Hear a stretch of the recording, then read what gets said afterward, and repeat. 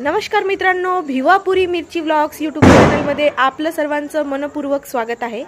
आता सगळीकडे निवडणुकीचे वातावरण आहे आणि आमच्याकडे सुद्धा उमरेड विधानसभेमध्ये निवडणूक आहे आणि या निवडणुकीमध्ये अनेक उमेदवार उभे आहेत, ज्याच्यामध्ये एक उमेदवार आहेत प्रमोद भाऊ खर्डे आणि ते अपक्ष निवडणुकीसाठी उभे आहेत आणि आमच्या धर्मापूर वार्डमध्ये आज त्यांची रॅली आली, तर त्यानिमित्ताने मी त्यांची एक छोटीशी मुलाखत घेतली।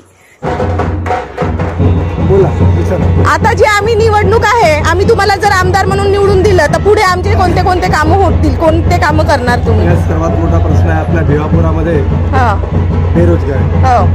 ही बेरोजगारी का बरं आली याच्यावरचं खरं जर कारण असेल तर इकडले नेता लोक त्या प्रकारचे निघले नाही, कारण की त्यांचे नियोजन असायला पाहिजे। मला एकच म्हणायचे आहे की जेव्हापर्यंत माणसाचा विकास होत नाही तेव्हापर्यंत शहराचा विकास होत नाही, शहराचा विकास होत नाही तर माणसाचा विकास होत नाही। अशाच प्रकारचे आपल्याकडे घडत राहिलं। दुसरी गोष्ट, आपण भावनेच्या आहारी जाऊन आपण नेता चुनले, ते एक चुकलं, ते चुकायला नको होतं। आपल्याला हुशार, बुद्धिमान, कर्तबगार आणि समाजसेवी व्यक्ती पाहिजे होता, परंतु तो आपल्याला मिळाला नाही। आपण म्हणला आपला आपला, आपल्या माणसानं दिला शेणाचा टोपला, वरून आला पाऊस, शेण गेलं वाहून, हातात आला रिकामा टोपला, अशी ती गत झाली। विकास नाही झाला भिवापूरचा, आता तुम्ही काय करणार ते आम्हाला सांगा। बघा, प्रत्येक व्यक्ती आपण कोणालाही आणून उचलून त्या पदावर बसवलं, पण त्याच्यात ती बुद्धिमत्ता पाहिजे। तुम्ही पाहिलं असेल, मागच्या 6 वर्षापासून एक सामाजिक कार्यक्रम केला, प्रत्येकाच्या मदतीला धावून येतो, गोरगरिबाच्या मुलांना शाळेच्या बॅग देतो, माझ्या आई बहिणींना व्यसनमुक्तीचा कार्यक्रम घेतो।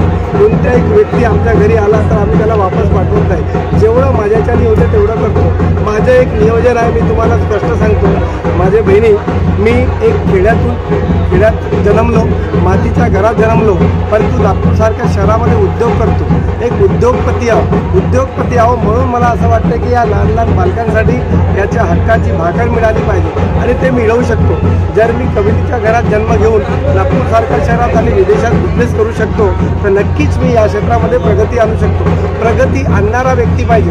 कोणताही व्यक्ती शाळेमध्ये वर्गामध्ये 45 विद्यार्थी असतात, पण प्रत्येकच व्यक्ती डॉक्टर आणि कलेक्टर होत नाही, त्याच्यातील एकच व्यक्ती एखादा डॉक्टर कलेक्टर होऊ शकतो, त्यातील मी एक आहे। म्हणून तुम्हाला सांगतो मी हे काम करू शकतो।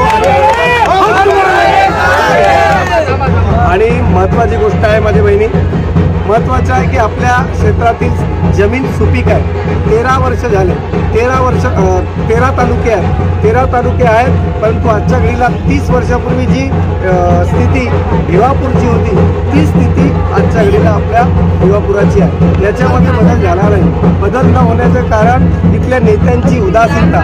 नेते जे मिळाले त्यांनी कधी या मुलांकडे त्या प्रेमाच्या भावनेने पाहिलंच नाही की मी नेता झालो, मला यांनी निवडून दिलं तर मी या पोरांच्या पोटाचा विचार करीन। त्या नेत्यांनी फक्त आपल्या परिवाराचा विचार केला आणि कशी धन दौलत कमवायची आहे ते केलं। पण माझी बहिणी, मी तुला सांगतो, माझ्याकडे माझा आपला बिझनेस आहे, माझ्याकडे आपला स्वतःचा सारच काही वैभव आहे। मला फक्त माझ्या आईवडिलांच्या इच्छेनुसार जनसेवा हीच ईश्वर सेवा म्हणून काम करायचं।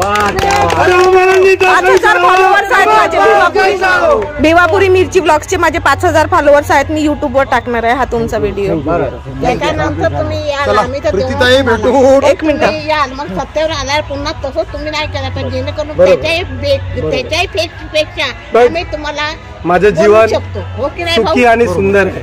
मला 2 मुलं आहेत, एक पत्नी आहे, खूप मोठा व्यापार आहे, काही कमी नाही आहे। मी तर आधीपासून आम्हाला माहिती आहे ना, तर मी इथे कशासाठी आलो?